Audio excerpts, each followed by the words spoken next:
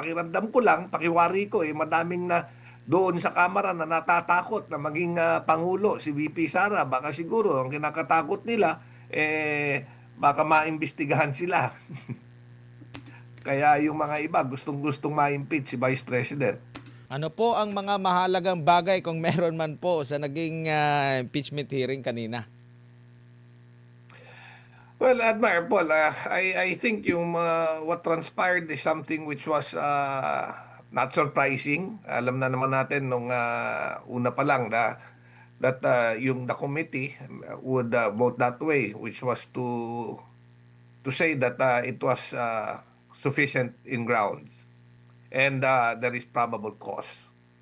Opo. Nagkaroon pa ng drama kung bubuksan ba yung box doon sa pinakaunang impeachment hearing, naglatag na po mismo ang BIR ng mga pamantayan kung kailan lang pwede galawin ito. Bakit pa kaya tinalakay nila ito kanina, Kong? Well, most probably for optics, alam naman natin na hindi pwedeng buksan yan dahil yung mga BIR returns na yan, talagang merong lang mga guidelines kung kailan pwedeng buksan yan. And pagdating sa Kongreso, pwede lang yan pagka in aid of legislation yung ginagawa.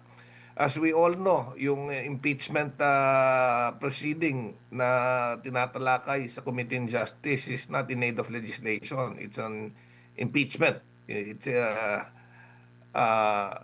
kaya hindi pwedeng buksan. In fact, yun din yung naging position ko doon sa pagbubukas nung AMLA report, pagbibigay ng report ng AMLA. That should not have been done. Dahil alam mo, while there are exceptions kung kailan pwedeng i-divulge yung AMLA report or kung kailan pwedeng i-waive yung bank secrecy, which is totoo naman.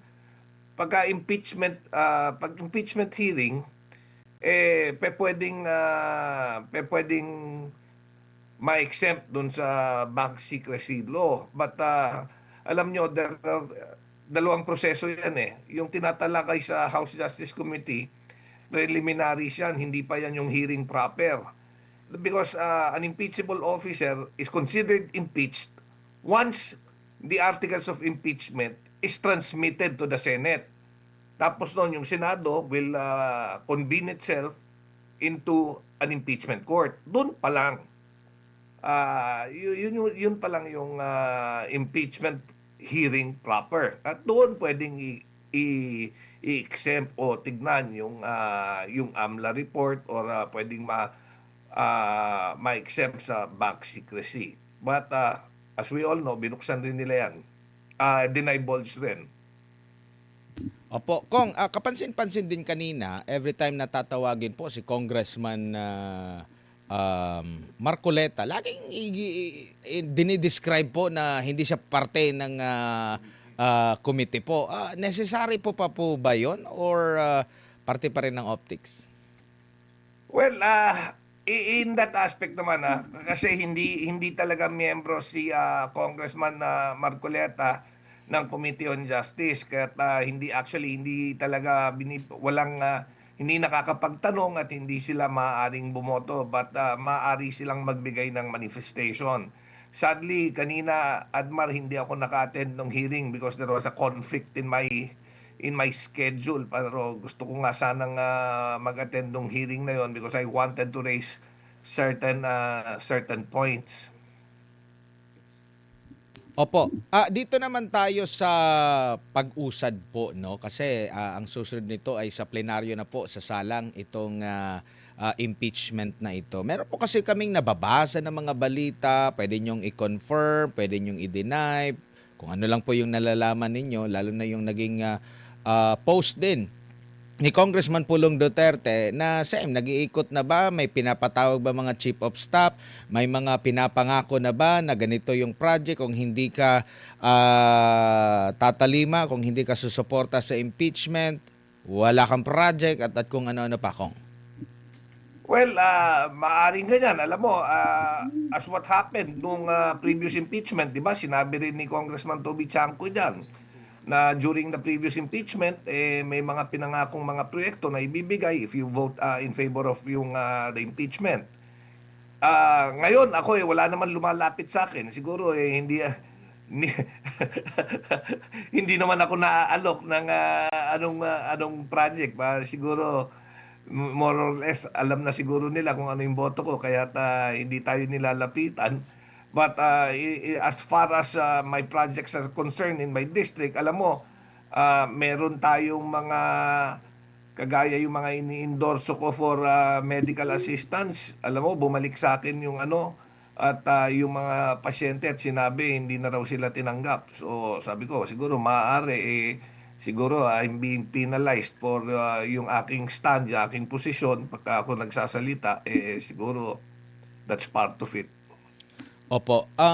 Sakali naman po, Congressman, na katigan ng Korte Suprema ang kampo ni Vice President Sara Duterte na meron niyang mali sa proseso po ng Kamara, do you think maglalakas loob ulit yung mga nasa committee nito, lalo na yung mga kongresista na talagang against na against dito sa pangalawang Pangulo na maghain ulit next year? Kakayanin pa ba yan dahil 2028 na, election na rin, 2027 next year, Alam after mo, 1 yung year. pangatlong impeachment, palagay ko hindi na dapat at hindi na dapat payagan. Pero alam mo, hindi natin masasabi. Madami talagang palagay ko, ang pakiramdam ko lang, pakiwari ko, madaming na doon sa Kamara na natatakot na maging Pangulo si VP Sara. Baka siguro ang kinakatakot nila, baka maimbestigahan sila. Kaya yung mga iba gustong-gustong ma-impeach si Vice President. Kung si Paul po ito, may babalikan lang ako no doon sa napapabalita na may mga tumatawag doon sa mga chief of staff no. Hindi ba lalabas na another abuse of power, authority na naman ito, na hindi na ba ito bago para sa mga kongresista na mahilig sa ganitong klaseng paggamit ng kapangyarihan para lang masunod yung mga gusto nila, lalong-lalong dito sa pagdating sa impeachment versus Vice President Sara? Well, Paul, personally, hindi ko ma-confirm kasi yung storya na yan because as we all know, Congress has been in recess. Sa May 4 pa lang kami babalik at ako naman walang nakukuwang tawag o walang nakukuwang alok na additional project in exchange for my votes. Kaya hindi ko ma-confirm yung veracity ng storya na yan. But of course, hindi rin natin dinidiscount dahil kagaya ng una kong nabanggit na that was already opened or mentioned by Congressman Toby Chanco when he said that during the previous impeachment talagang maraming insentibo ang ibinigay sa mga miyembro ng Kongreso na boboto to impeach the Vice President. Pero ang problema dito, yung mga kongresista naman na sabihin natin na hindi pabor para sa kanila dahil yung mga constituents na sinabi mo kanina, medical, free education, lahat-lahat, support, benefits, maaapektuhan. Hindi nagagalaw yan para sa mga nasasakupan ho ninyo, halimbawa.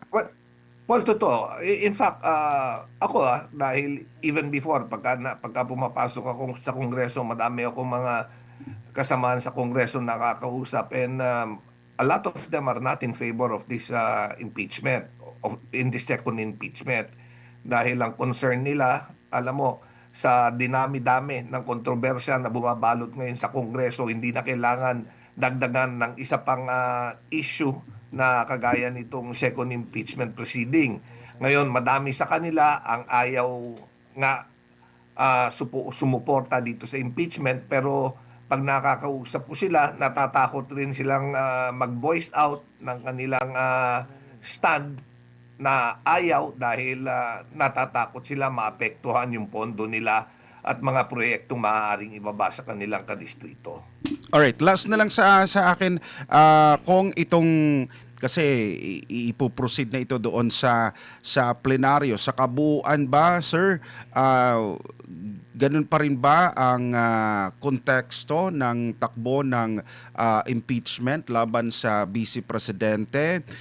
Minadali ba o papaano ho ba ito? Kung tama ba ang kanilang interpretation ng lahat as far as doon sa may probable cause silang nakita doon sa mga presentation of evidence?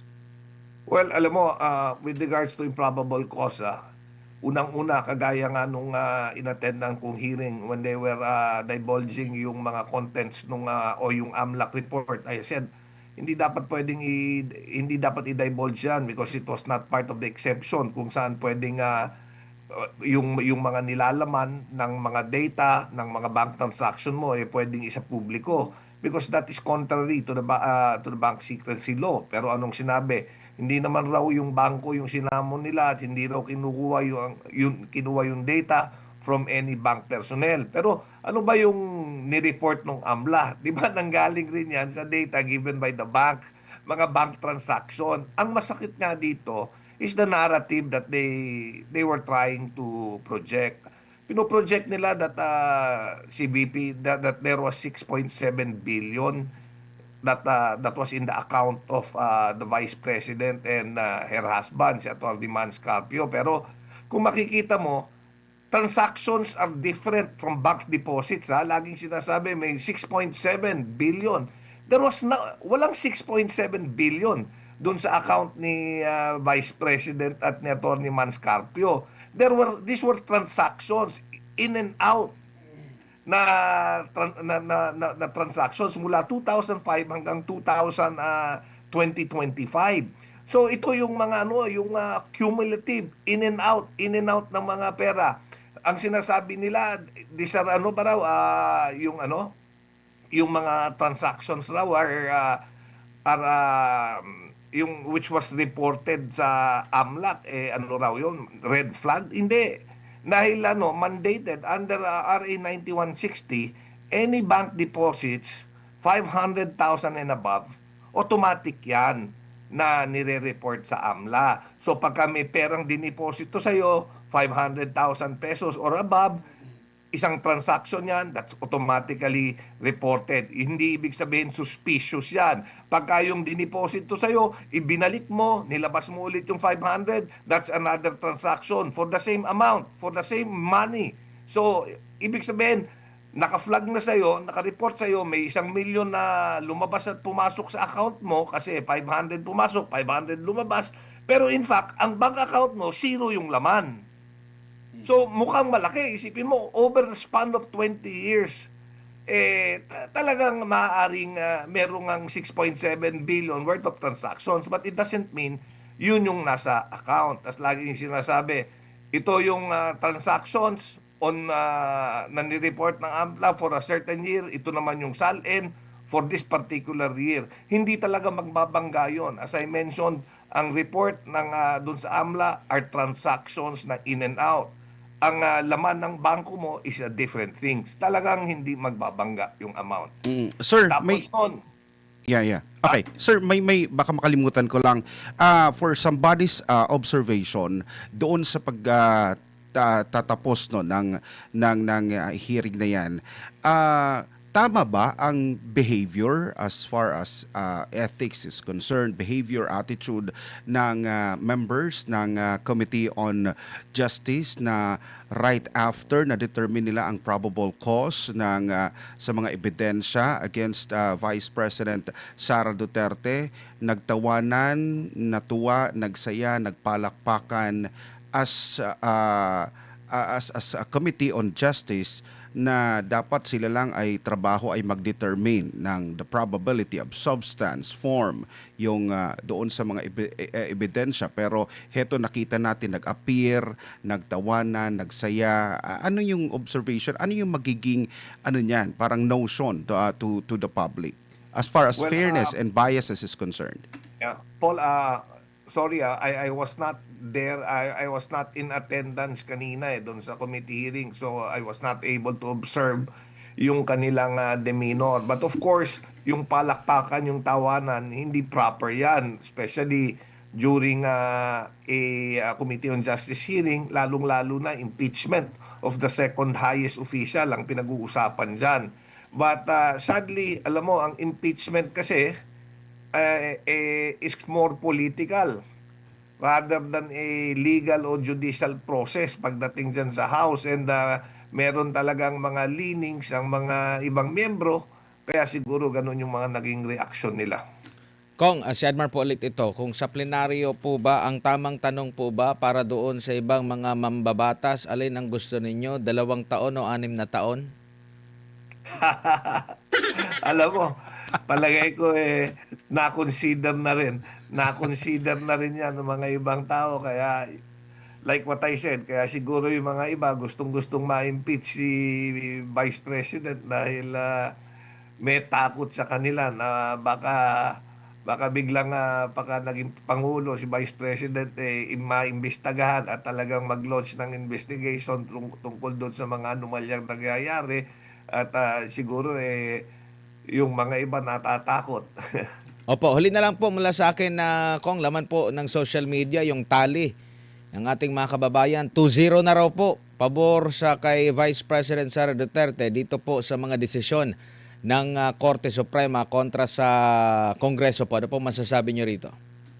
Well, yeah, ako natutuwa ako dahil the Supreme Court remains the bastion of what is just and proper, and mula doon sa mga nagiging desisyon o lumalabas na desisyon dito sa Korte Suprema, naway ito'y maging panuntunan at batayan kung paano dapat hindi lang gumawa ng batas pero kung paano dapat kumilos at kung paano i-handle yung mga impeachment process.